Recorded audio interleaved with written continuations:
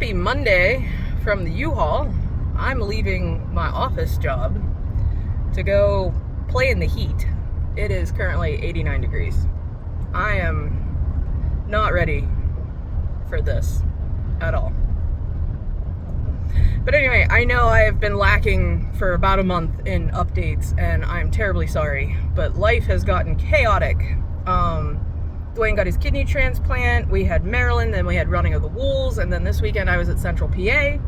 So, I worked a little bit on the trip home from Central Pennsylvania on editing one of my shearing demos.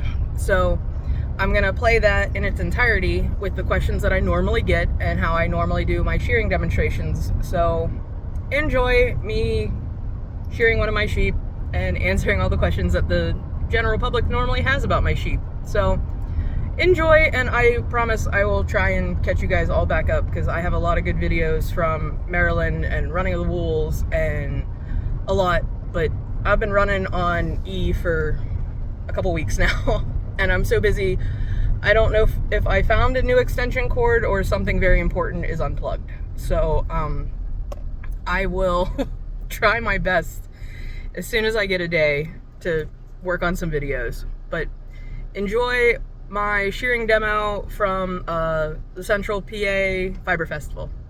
Show you how we clean the fleece, and then I'll answer any questions that you guys got, okay?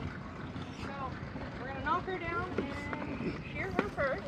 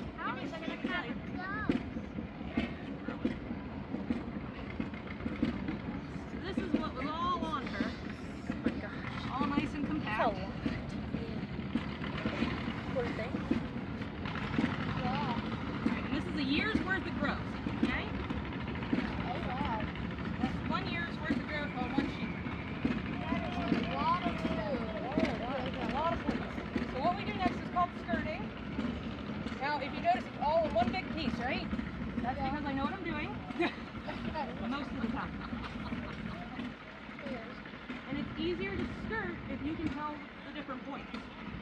So this is her neck, that's her back end. So I want to start back here. All of these dags, which are dirty poopy bits, you don't want those. With urine stain and poop and okay. So take that off, and we call it skirting because you skirt the edge of the fleece, right? Yeah. So we go through. This is her armpit. Where the lanolin kind of caught it up a little bit. Don't want that. Neck's a little bit short and gross and full of breakfast. Other armpit. Armpit. Alright, everything else looks good. Unless you're a hand spinner, you're sending this out somewhere to process it. There is nobody close to my hometown. Okay? So I have to box this up and ship it. I'm not paying to ship it. Gas is expensive, shipping is expensive. I experience the heck out of standard shipping boxes. I will vacuum seal and sit on boxes if I have to. Okay, so from here we skirted it. We shook out all the accidental second cuts. We call second cuts because they're cut on both sides. Okay, when I do shearing demos, I try and make sure I do a couple of these. I don't normally do these. Okay, what a second cut is. Cut on both sides. If this stays in your fiber, see how short it is? Versus how nice and long this other is? This is what makes your wool itchy. If you don't pick these out, it's going to twist in here and you're going to have pokey little ends twisted into your yarn. Okay? So I do those on purpose. Normally I would smack myself for those, okay? So, we're going to take the fiber. We take both outside edges together. So you can see the nice clean fleece underneath, because the outside doesn't count. That's dirt and everything else. It'll wash out. So we do that, and we start. And she apparently had a hitchhike. Are you keeping pets? She's keeping pets. Then we roll it all up. One big old fleece. Wow. This is about 4.5 to 5 pounds of fleece. By the time it's all said and done, there's about 2.5 to 3 pounds of finished product. I cannot tell you how many yards it's going to make or how many skeins it's going to make, because are you making a fingering, a bulky, a DK, 2-ply, 3-ply, worsted weight? I don't know what to make. I can tell you how much it is in pounds. About 2.5 pounds by the time we're done. So from here, it's going to go to the mill. The mill's going to take it and do what's called scouring. Scouring is how we wash fleece. It's going to be hot water and a detergent. We do not agitate it. That's the difference. We agitate it, we create felt. Okay? The detergent that we have is an emulsifier. It's going to take the lanolin, which is why I'm shiny. I'm basically waterproof from now until September. I have to take my jeans when I'm done to the car wash because I've already ruined one washer. So they're going to scour it, get it clean, dry it, rinse it, then they're going to pick it, card it, spin it. Okay? Like I said, it varies between what kind of process you're doing, how much I'm going to get after. But every process has a loss. Okay? Because there's a lot of grease in here, there's a lot of dirt, there's a lot of sweat. So that's your first loss, and then the little bits and stuff like that. So the reason we have to do this every year, and the best way I've figured out how to describe it is, imagine every Easter you get a beautiful new hand-knit sweater. The caveat is you cannot take it off until somebody helps you next spring. If nobody helps you take it off, you get a second sweater to put on. And so it's going to keep going until somebody helps you take this off. And that's because 10 to 15,000 years ago, humans looked at this fluffy stuff all over the ground and said, well, that would make nice clothes. But I have to place it all over the place to find the little cups. Like the hair sheep that the shepherds use up there. Okay, they have a hair coat, they grow a wool down coat, and in the spring they shed it off. We've decided to keep picking the ones that did not shed out very well until we got these things. Okay, so this is the main issue. If anybody's ever paid any attention to social media or just the news in general, everybody knows about Shrek the sheep from New Zealand, right? He went like 8 years without being sheared, and the only reason they caught him was he couldn't run anymore. And that's a realistic thing that I've dealt with, is they just keep growing fleece. So this is a humane issue that we have to do once a year. Every sheep, every year. Now, There's some breeds of sheep, the long wool variety, the Valley Black Nose, the Leicester Long Wool, the Cotswold, the Teeswater, the Gotland. Those are your long wool breeds that grow those big locks. They can grow up to 18 inches of fleece in a year. So we shear them twice a year, not because it's better for them, but so it still can go through a commercial mill. Most mills can only handle fleece lengths for about 8 to 10 inches. So we cut the difference, and we can still send it to go get spun. Everybody always asks about lanolin extraction. This entire fleece might give us a half an ounce to an ounce of lanolin by the time it's done processing. The lanolin, you have to boil this fleece and let that wax and oil will separate, and then it'll float to the top. You have to let it cool, and then you have to use some chemicals to separate the wax from the oil. Okay? So it's a very long, drawn-out process, and it's not very lucrative unless you're doing it on a very large scale. Okay? I think that's everything that I normally talk about. Any questions? Once a year, except for the long wools, I still do them twice a year. Any other questions? How much does it get? Like, you mean how long it takes me to shear them, or how long it takes to grow this? This is a year's worth of growth. So in 1 year, she is made. Now this is the short end from belly to back. Okay. About 5.5 inches of growth in 1 year.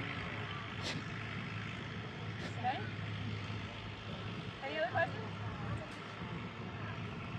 We used to have 170 something. We had a very bad barn fire in February. We lost 151. All of our ewes and our lambs, the ewes were about 12 days from lambing, and then we lost everybody, so we don't have any fleeces this year. But with help of friends, just for similar breed stuff and everything, we're back up to about 88. Goal is to be to 100 ewes sometime around spring. Who's the only one in the area? I'm actually from southwestern Pennsylvania, South Pittsburgh. But we've been blown away by how cool and close together the fiber community is. People as far away from California and Wisconsin and Oklahoma have offered us sheep and brought us sheep. So it's very neat to see how far we've reached in the fiber community. We specialize in rare and heritage breed sheep, so everything that we have is either heritage, meaning it's been bred for hundreds and hundreds of years, and the style is very minimally changed, or the rare breed sheep like we've got black albino, we've got Leicester Long Wool, Teeswater, a lot of those are on the laptop performance today. The sheep that I just sheared was the California Red. Those were made in the 70s in Dixon, California. There's less than 550 of them registered now in the United States. So everything that we have is a little oddball, so we tried really hard to do the oddball stuff. Any other questions? Can we cut the sheep? Absolutely. You guys are more than welcome to come up and touch the sheep, but please be aware you will have to do that. Okay? It is also a live animal that lives outside.